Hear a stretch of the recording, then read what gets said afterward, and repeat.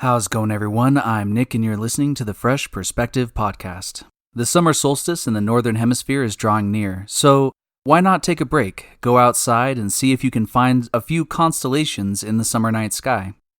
In this series of episodes, you will be given a guided tour to the cosmos, filled with tips and tricks you'll need to find stars, clusters, and constellations, as well as deep sky objects such as other galaxies. Along the way, it'll also be my pleasure to sprinkle in some anecdotes about Greek and Roman mythology, pop culture, and science.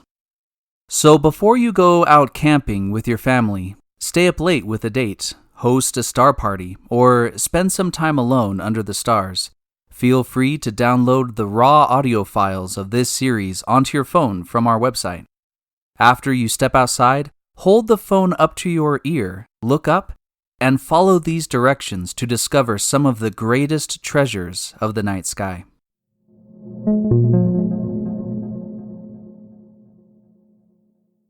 This program is brought to you by the members of the Free Thought Initiative. We help those in need of an inclusive, supportive, and free-thinking community by hosting public discussions on moral philosophy, healthy living, and science to improve the cohesion, health, and scientific literacy of our society. Everyone is welcome, regardless of personal religious belief, political leanings, etc., to participate in person in these open and civil discussions. To find a Free Thought Forum meeting near you, to start your own local group, or to become a member and support this program through monthly donations, please visit freethoughtforum.org.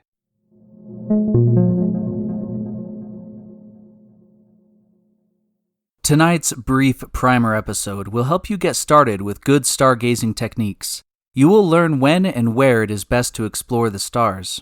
After that, it will be a piece of cake to use the next episodes in this series to find dozens of constellations, planets, galaxies, and more. Before calling your friends up or marking your calendar, here are 6 things you need to do in order to prepare for some good stargazing. 1. Memorize the shape of the Big Dipper. Look up a picture of the asterism known as the Big Dipper. You absolutely need to memorize this group of stars. Memorize the shape they make. Finding your way around the sky in future episodes will depend on your ability to quickly find the Big Dipper. Sometimes this group of stars will be turned on its end. Sometimes it will be upside down. Other times, only half of these stars will be visible on the horizon or blocked by clouds. So, in order to prepare for any situation and before you schedule your next star party, you will need to personally commit the shape and stars of the Big Dipper to memory. For those watching this on YouTube or BitChute, I'll add a diagram or picture of the Big Dipper to the background image of the video. 2. Dress warm and bring snacks. It may be in the middle of the summer, but it gets cold at night. A cold breeze can quickly ruin any star party as your guests retreat back into the car or cabin. Wear a sweater, pack a coat, and be sure to bring extra blankets. While you're at it, throw in a picnic blanket or lawn chairs if you think you'll need them. If you plan on stellar scavenger hunting for a few hours, then bringing in a few snacks will help you and your guests stay awake. 3. Get away from light pollution. To get the most out of amateur astronomy and stargazing, you will want to do your best to get as far away from light pollution as you can. Light pollution is basically what the sun does during the day. When there is too much light being bounced around in our atmosphere, it is harder to see through it. City lights can make all but a handful of stars visible to your eyes, so the further away you get from civilization, the better. Take a hike in a national forest, drive a few minutes away from a small town, or travel to a large field, lake, or park on the edge of the city. A second source of light pollution to consider is the moon. A full moon will generally make it hard to see the rest of the sky, but it isn't a deal breaker. If you have time to plan ahead, look up which phase the moon will be in on the nights ahead. Remember, the moon cycles through its phases about once per month. Planning to stargaze just before, during, or after a new moon will give you the best results. 4. Wait until midnight. My favorite time to hunt for stars and galaxies is around midnight. If you do all of your stargazing just after sunset, then the bluish light pollution from the sun still blotches out much of the sky. Plan to start your search deep into the night so that it is dark enough for you to see what the galaxy really has to offer.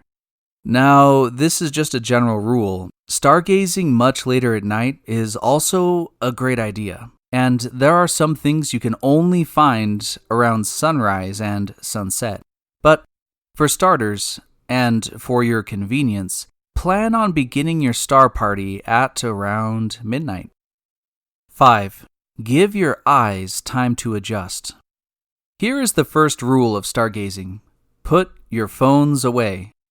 Turn them off, tuck them away. The same rule applies to any other light sources. If you are using a constellation map, star chart, or planisphere, don't use your phone or flashlight to read it. That will ruin your night vision. If you need to use some light, pack a red-filtered flashlight with you, but use it sparingly. Your night vision needs time to adjust, at least 30 minutes. If you really want to give yourself the best viewing experience, then you will need to allow yourself about an hour for your eyes to adjust to the darkness. Allowing your eyes to become more sensitive to starlight will make a huge difference in your ability to enjoy stargazing. That is actually the best way to get started. Let your guests know that the star hunt will take place in a half hour or so, in order to allow all of your eyes to adjust. In that time, it will look like an increasing number of stars are coming out. Hold your date close, sip some hot chocolate, and just look up. Let your eyes slowly pick up on more and more of those subtle stellar lights. 6. Don't sweat about telescopes or binoculars. For millions of years, our ancestors studied the stars, traced the constellations with their fingers, and experienced soaring spiritual experiences when peering deep into the universe. All they had was their eyesight. The night sky is a treasure trove of sights and stories. You can fill dozens of nights with your friends stargazing without ever having to pick up a telescope.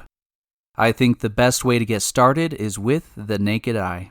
To be sure, in each of the episodes ahead, I will give you a few deep sky objects to find with binoculars and telescopes. I'll be happy to talk about getting the best inexpensive astronomy equipment at a later time. But we are just getting started, so if you don't have the fanciest telescope right now, it's not a big deal at all. The sky still has plenty to offer. In our next episode, we will start with the Big Dipper and explore the stars, galaxies, and mythology surrounding the most well-known constellation in our night sky. If you have enjoyed this conversation or have learned something from it, please leave a like, subscribe, and share it with other open-minded people. All of those small things really do make a big difference and help others find our group and our podcast.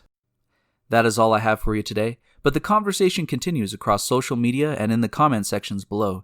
Do you agree with today's message? Am I mistaken about some detail? How can I better elaborate on this topic in the future? Feel free to share your perspective.